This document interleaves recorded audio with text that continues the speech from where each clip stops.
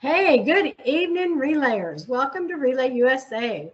We are so excited to be relaying with you tonight. My name is Debbie McDonald, and I'm one of your co-chairs for Relay USA 2023.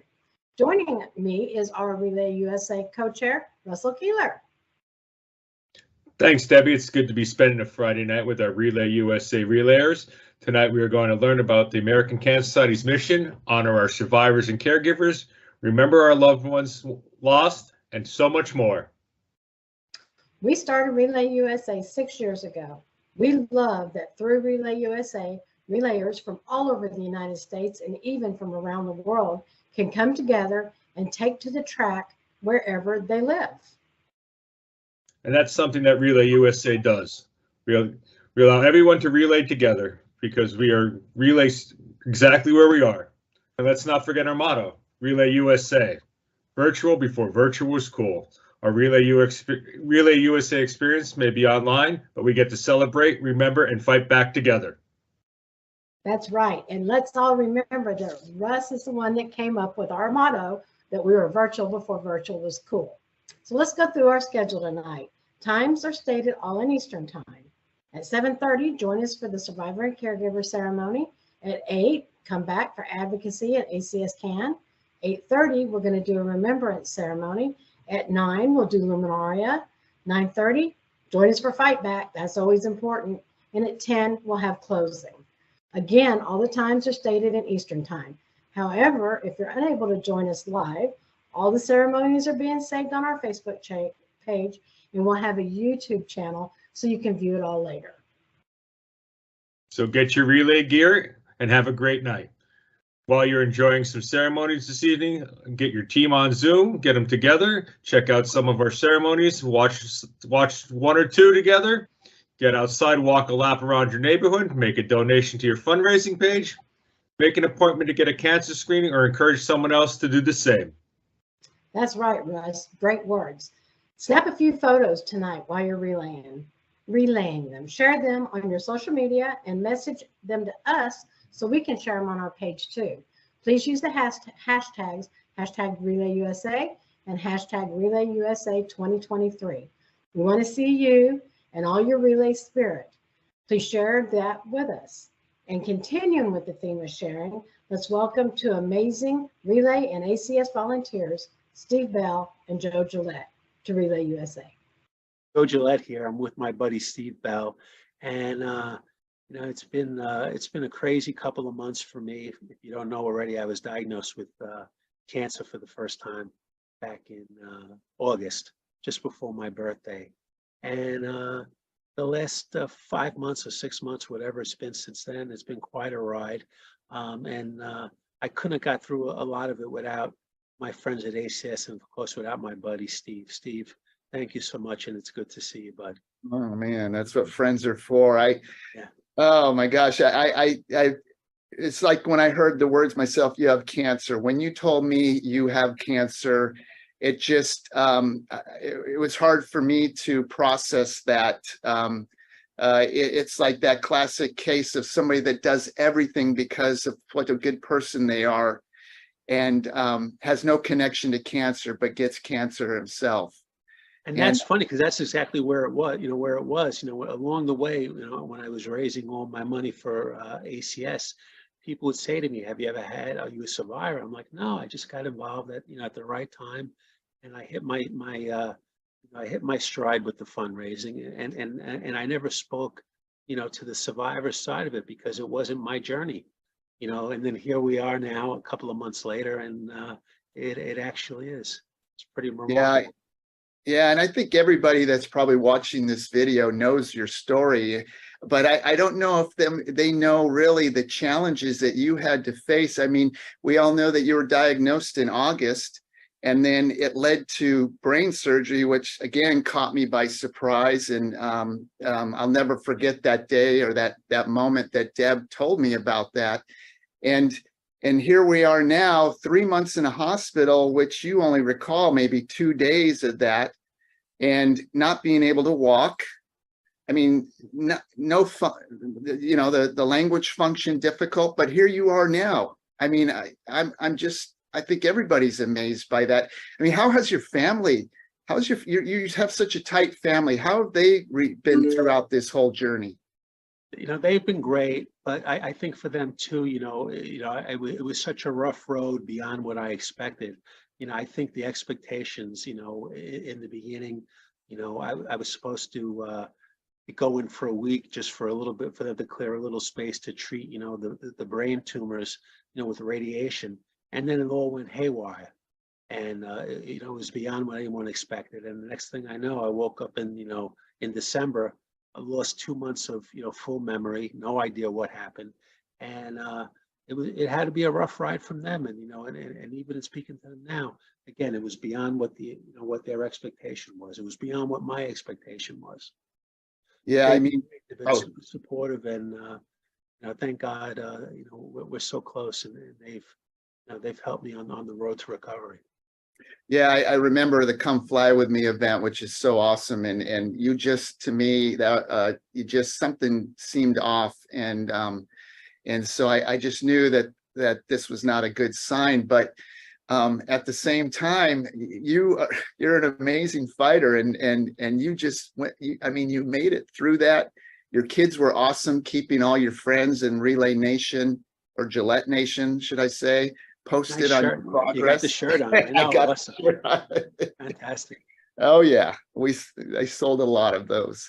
Yeah. So what's been going on since you got out of the hospital? I mean, you had Relay First Lap. I was so blessed to be able to be with you for that, and then I mean, you just have kind of hit the ground running, so to speak. Yeah, I mean, at first, when I first woke up in the hospital, I only thought, my reality was I had only been there for a short time. But, little by little, as I started to learn the truth, I have to tell you, my ACS, my family, and my friends, and so many people in my circle, they made the road to recovery for me easier. So I didn't really, spend a lot of time looking back. It was what it was. I mean, honestly, I forgot like a good chunk of the time. But from the time that I woke up, I just was looking forward. And, my relay calendar came out, and, that was a surprise, because I had remembered, the concept and starting it, but I didn't remember doing, the legwork. And our buddy Mike Jones, picked it up and reached out to, so many of our friends, and got the thing done. And then soon after that, the jabber about Relay First Lap, started to take place. And, I started thinking about that.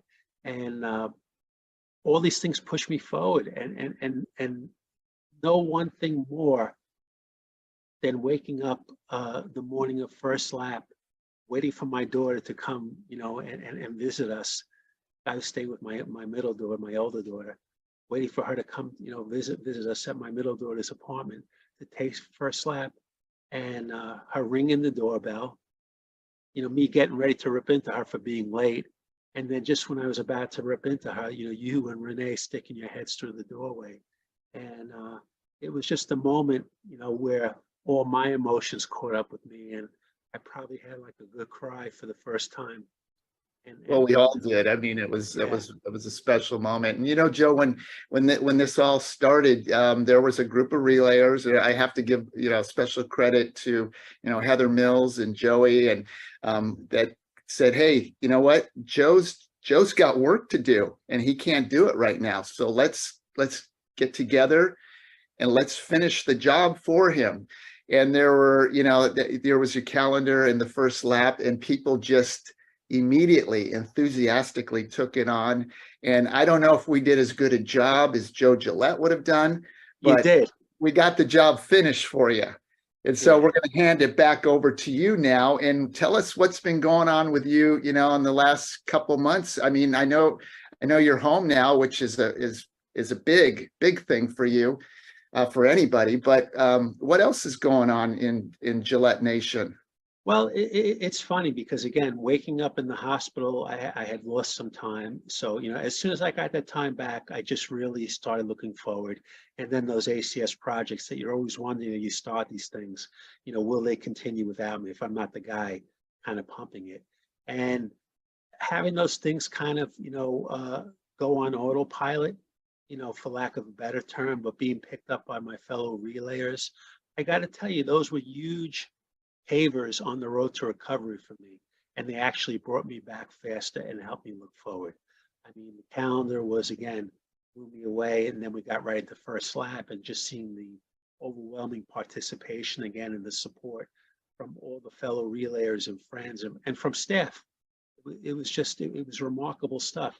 But it kept my eyes looking forward. So I never cried over the spilled milk. And believe me, there was a lot of spilled milk to cry over. But I always looking forward to the next week. And I found that just made my road to recovery that much more productive and attainable. And it kept me in the right frame of mind, because again, I wasn't, it wasn't woe me. How could this happen? Yeah. Why me? Well, yeah, probably because of, your involvement with relay and your, that you were prepared for, prepared for that diagnosis, I'm sure, as opposed to somebody that has, knows nothing about cancer like you do. So I'm sure that helped with that initial diagnosis and then the recovery, because you knew it's going to be hard. There were no expectations that right. Just breeze through this. I mean, definitely at the time of diagnosis, one day I was just, going back and forth to some of the doctors, and I just said, wow, why am I not freaking out? I should be freaking out about this. So I think, again, knowing everybody and having done this for so many years, I just got put at ease because everybody's so great. And I've always been in awe of our friends like you who are survivors and how you guys manage it. So I think that put me in the right perspective to start off. And then again, just seeing sort of things go on and people rally around some of the projects once I came to. I just think those are the things that really gave me, the will to, to move forward and to look on and keep such a positive attitude. So what's the future hold now for Joe Gillette? So the future is, everything now is on the app, all your medical stuff. And, I just think back in December and January, when I would look at the app, I would see, 10 appointments coming up in the next 2 weeks and whatever it was, and saying, oh my God, I'm never going to get through this. Well, I'm happy to say now that when I look at the app, all I see left are the main appointments with my oncologist who's dealing with my cancer, and all the big players, who, listen, they were all part of, the journey, and they all did a great job, but all those appointments are gone. So I'm down to my immunotherapies once a month, not even twice a month anymore, with my single doctor, a couple of follow-ups here and there. And then just, again, and mentally, it helps, because when I used to look at it, I would see all these things. Honestly, Steve, it's overwhelming. Yeah, I can imagine. So I'm in a good place. And again, I got my my immunotherapy, which was another surprise, because I thought, again, kidney cancer, it's going to be removed, and then when I see all these alternative ways that they have with dealing with them, it just gave me more faith in the work we do as volunteers, for ACS, and, how we contribute to these groundbreaking treatments that made my road a lot different from the road that guys who went through the same thing I did 10 years ago, entirely different. Yeah. I got one call from a Sloan alumni who had gone through kidney cancer about 10 years ago, but his road to recovery was entirely different from mine. He had to have the kidney removed, and there was surgery, and this was that. My thing has been these, these immunotherapy things, which have been unbelievable. The doctors have been great, and I haven't had any side effects. And it's helped me keep a positive attitude. And if one thing I learned more than anything else, you got to have that positive attitude. You got to be able to look forward, because otherwise you'll cry about yesterday forever. Yeah. I think, buddy, that's a good way to end our conversation today. You're amazing. I'm glad that you're my buddy. I'm so glad we met, and I don't know how many times we've been together, but I feel like I've grown up with you, and You've been there when I need you the most, as have so many of our friends, you know, I mean, it's been a remarkable road, but we do create hope, and hope is a real thing, and hope got me through, God, the toughest times of my life, and did the same thing for my family. So God bless all of you, all my fellow volunteers. Thank you, ACS. Everybody's been remarkable, and just want to continue on the road. Love you, buddy. Love you too. Great to see you. Thanks again. Be well, everyone. Hope to see you all soon.